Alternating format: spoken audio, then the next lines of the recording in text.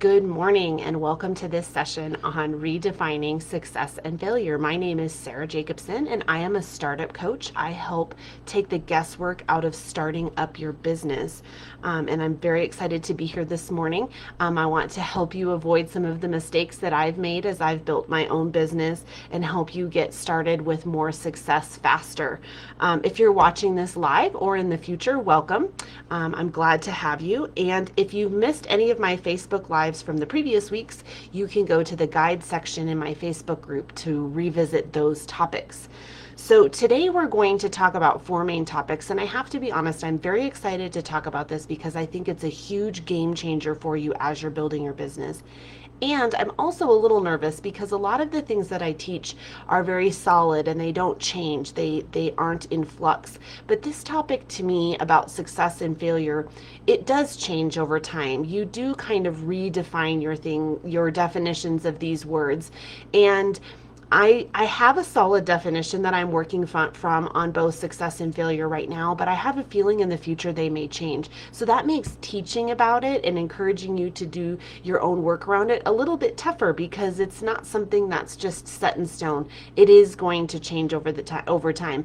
But what we're going to talk about today is first of all, we are what we think about and how that impacts us in our business. We're going to talk about redefining success and failure, and then how you can define them for yourself, because you should really own your own definitions. And then why this matters for you in business, why having a good definition of both failure and success will actually catapult you further, faster, if you have good definitions for these. So I've just come across a gentleman who was very popular in the 1900s and the 50s and 60s, and his name was Earl Nightingale. He was a radio host of a 5-minute talk show called Our Changing World, and he was known as kind of the dean, the father of personal motivation. And his work centered around this idea that we become what we think about. For me, the biblical principle is we reap what we sow. And so if we believe this principle, that what we spend our time thinking about and meditating on, and what we spend our energy thinking about, we are going to become that person. And so what do we think about failure and success? Because if we're thinking about failure in terms of a negative sense, then when we experience failure, it's going to be negative for us because our thought produces that action. And if we have a definition of success that's tied to money or profit, and we don't experience that, then we're going to have a negative experience as we build our business and we aren't making any profit. Instead of seeing the growth that we're making about becoming a business person and becoming the type of person who owns a successful business. And so when we think about failure in terms of shame or embarrassment or loss, then our brains are going to work really hard against ever experiencing failure.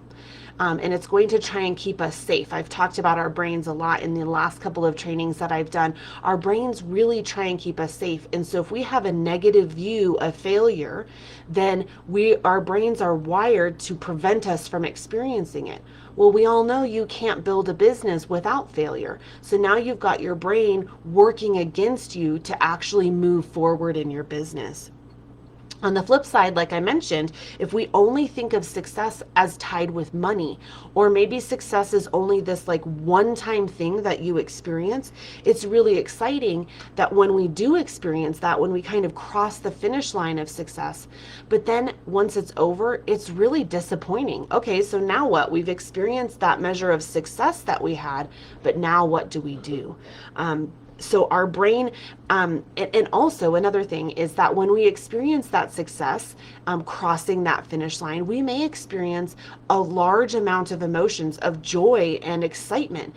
But if that's not an emotion that our body is natural at experiencing, then our body and our brain is actually going to keep us from experiencing success too. We are afraid of experiencing emotions that we haven't experienced yet, and so our brain keeps us from doing that. So we've got to redefine failure and success to kind of trick our brain a little bit so that we actually allow ourselves to be able to experience them. So what do? We redefine failure and success. So let's talk about what that looks like.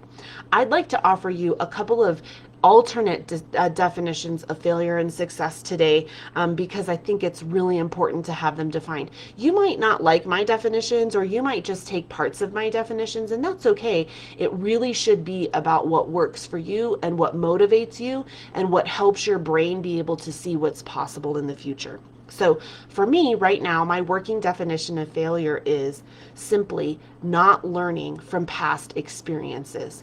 I don't even use the word mistakes because that has a negative connotation to it too.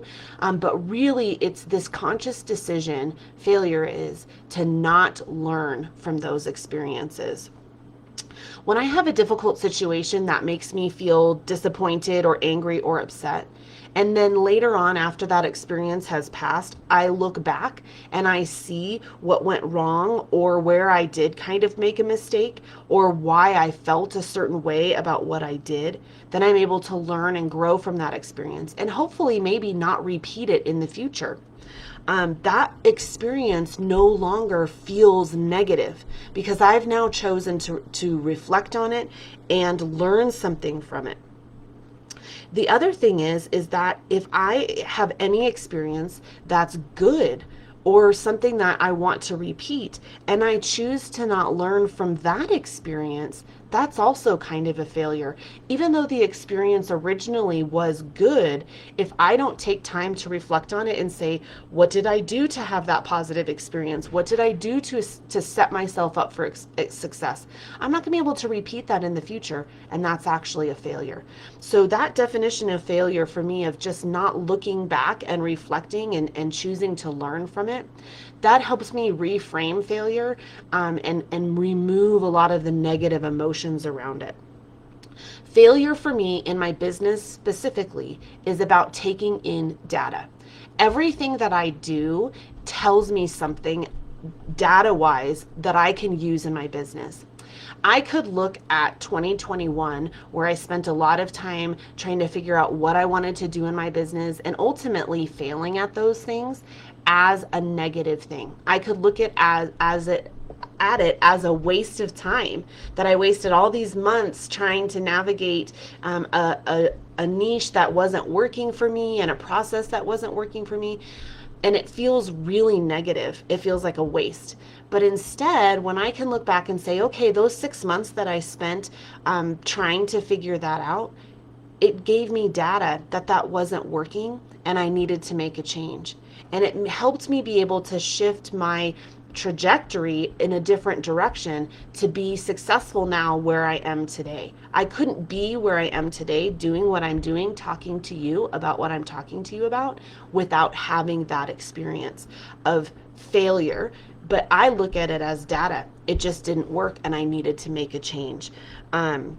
When a launch fails or feels like it falls flat and you don't get any customers, it's not a failure. It's simply now a data point. That didn't work. So what do I need to do next time differently to make it work? Because we know that the definition of insanity is just doing the same thing over and over. And I find so many business owners doing that. They try and launch the same way every time, expecting different results, and they get the same results, no customers. Something has to change. That's a data point. Trying to do the same thing over and over without making any changes, that's a failure, and needs to be addressed.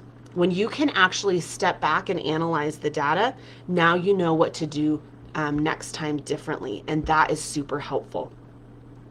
Failure in this sense of not learning from past experience actually perpetuates more failure, and you're going to end up in a cycle of failure. And I've been there. We've all been there in our business, of just repeating the same thing over and over. You think nothing's going right, therefore nothing is going to go right, and you just refuse to take in the data that you're receiving, and that cycle is going to continue over and over and over indefinitely, until you choose to redefine failure and take action on it. Start looking at that information that you are receiving about past experiences. The other thing that's really important to me about my definition of failure is that it is something I experience, not who I am. And that's been a big deal for me because I have to change the language around myself of I am a failure. I haven't seen any success. I'm not doing this right, to a definition of success, failure that is something I experience and something I have control over. I can actually do something about my failure to take charge of it. And I really have found that when I'm grounded in who I am in Christ and my identity is in Christ, that does not change. My identity in Christ does not change based on any experiences that I have. It's rock solid. So hopefully that's helpful for you about failure. Now let's shift to talking about success. Going back to Earl Nightingale, he says that his definition of success is a progressive realization of a worthy goal or idea. And I love that idea of it being a progression. It's not this finish line that you hope to just cross and then you're going to cross that idea off your list. It's actually this progression towards it. So I want you to think about this. I'm a teacher, and so I think about in terms of students and little kids. So think about a child learning to read. When in that process of learning how to read, does that child actually experience success? Is it when they learn all the letters in the alphabet? Is that success? And then they check it off their list? Is success when they put together 2 and 3 letter words and they're able to recognize those words? Is success when they read their first chapter book?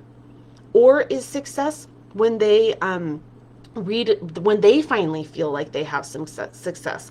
Or is success when I finally read 50 books in a year because I've made it that goal?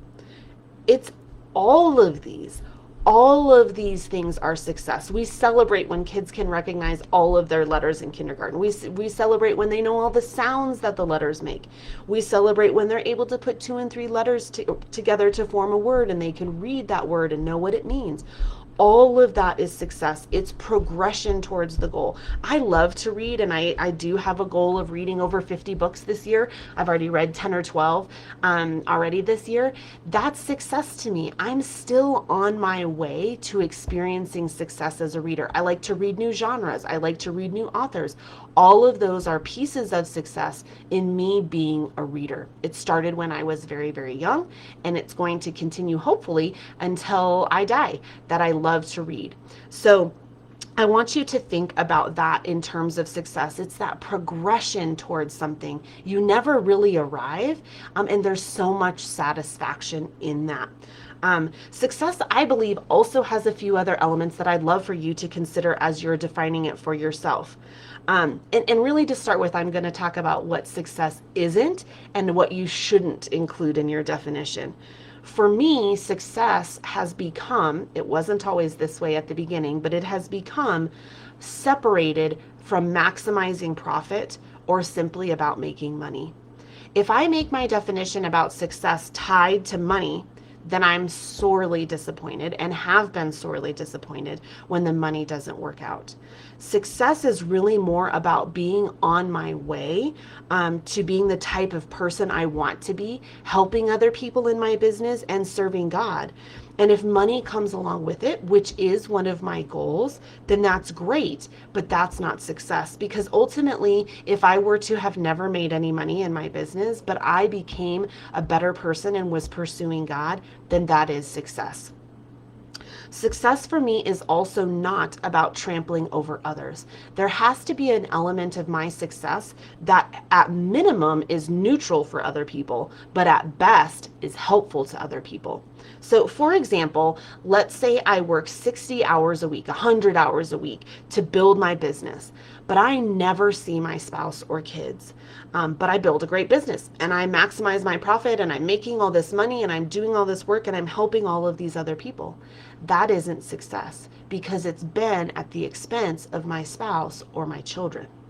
And relationships. I might have a ton of money, but what I've lost what really matters, which is my family. And that is not success.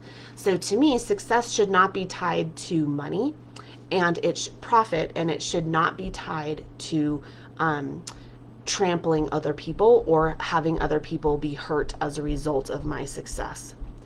For me, what success includes is an element of sustainability. I don't believe that success should just be a flash in the pan, here today and then gone tomorrow. It should be something that I can sustain. So, for example, in my business, if I launch a course and it's wildly successful, but then I can't repeat those results over time, then that original success wasn't really success. It was probably more just luck, and it was a one-time thing. I want my success and my definition of success to include an element of sustainability over time, that I can keep reproducing.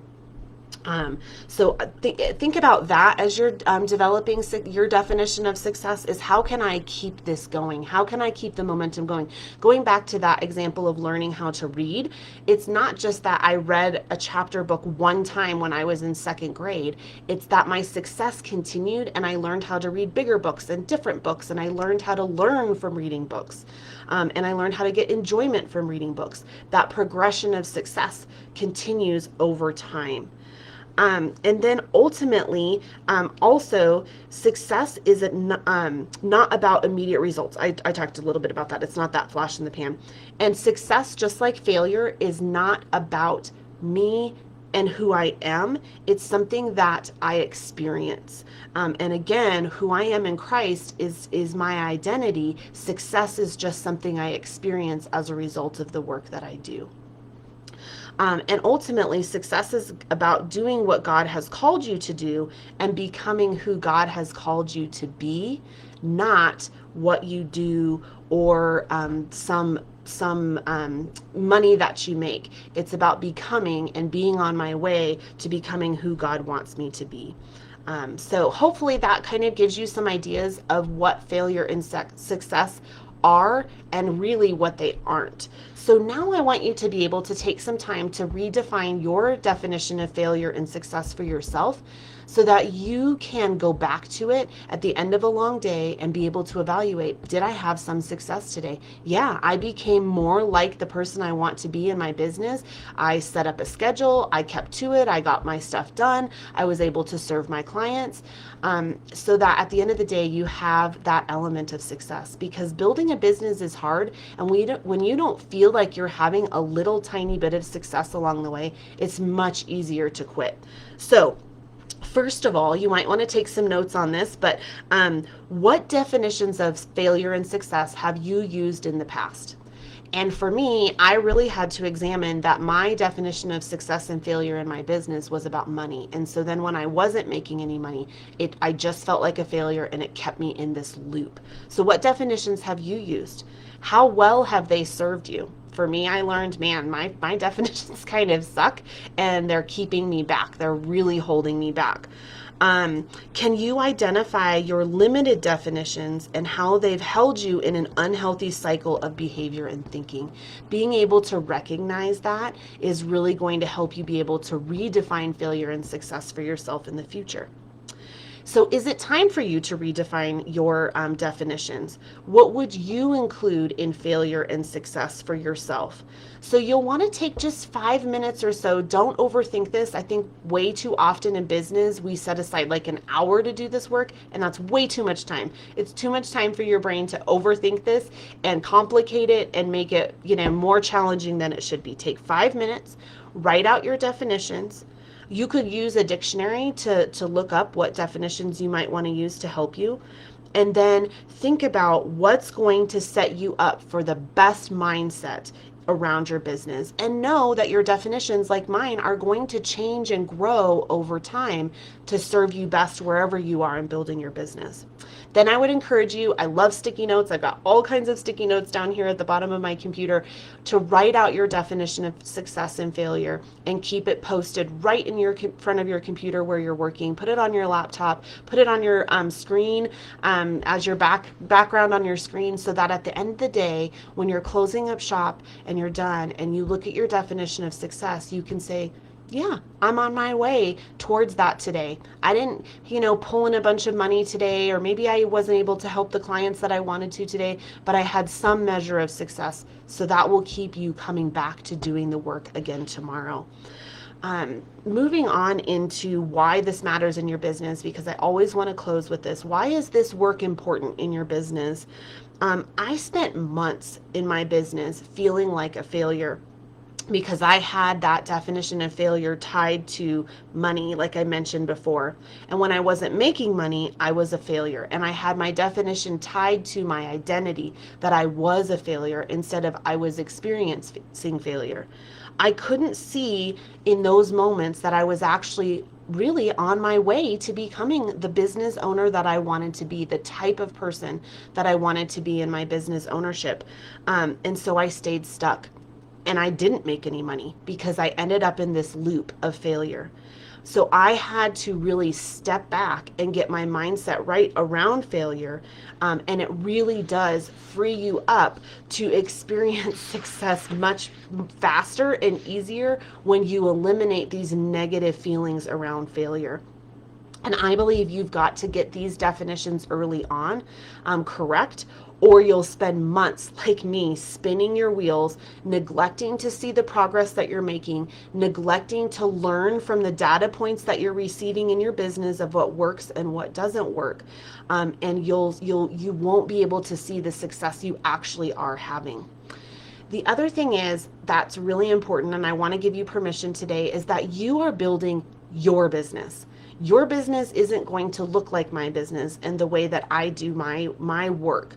And so you have to make the definitions work for you and the way you want to see success and failure in your business. Just because my definitions work for me, and I think they're pretty universal, you have to make them work for you and the way you want to run your business. And stop, this is an opportunity to stop letting everybody else tell you what they think you should be doing and decide it for yourself. It's really, really empowering. If you're like me and you worked for someone else for years and years and years in business, or for me, I worked in education for 20 years. So I had everybody else telling me how I should do my work, when I should work, what I should wear to work, how I should behave. This step in building your business can really start giving you the freedom to see I have the power and the agency to make a definition of failure and success for my business the way I want it to be. And I really want to encourage you in that. It's very powerful. And I'll end with the way that I started at the beginning is what you think about is what you become. So if you are constantly thinking about failure and that you are a failure and that you never get anything right and you can never get a win, you're going to continue in that cycle. Your brain is going to keep you there. It's wired to do it that way. But if you can change that definition and get more positive and learn to look at what's gone wrong and what you need to learn from it, you're going to break out of that cycle and see more success. It talks about in the Bible, out of the mouth comes what is in your heart. And so we know that if we have failure on our heart, that's what's going to come out of our mouths. I'd like to end with a Bible verse that I love from Luke 6:45. And it says, "You don't get wormy apples off of a healthy tree, nor good apples off of a diseased tree. The health of the apple tells the health of the tree. You must begin with your own life, giving lives. It's who you are, not what you say and do that counts. Your true being brims over into true words and deeds." And so when you have these definitions down really well, you're going to see that out of that abundance in your heart of failure and success being something that's good and something that you've defined well, then you're going to start seeing that come as a fruit out of your business. And so I hope that that's encouraging to you today. I see that some of you are here today, so I'm going to check the comments. I've never done it before, so I have to learn how to do that, but I will check that and see if I can answer them for you. If you would like any help or more information on this type of information in building your business or an accountability, or I've talked about in the past building your own 90 days of sprint of what goals goals you want to work on, then please let me know. I'd love to help you. This is what I do for my clients, and I help them see massive success and growth in their business as they're starting out when we start to look at some of this mindset and set some new goals for you. If this training was helpful for you, then I hope that you would share it with others and invite them to join this Facebook group. And I wanted to plug one more time, I've been talking about it as kind of my book of the month club book recommendation.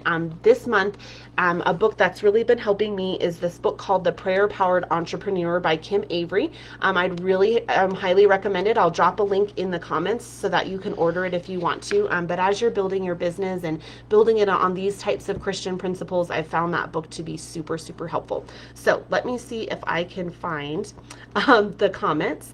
Oh yes, Lil, I see you put perfection paralysis is where my failure falls. What I did accomplish wasn't perfect. Yes, rather than accepting it was better than the time before.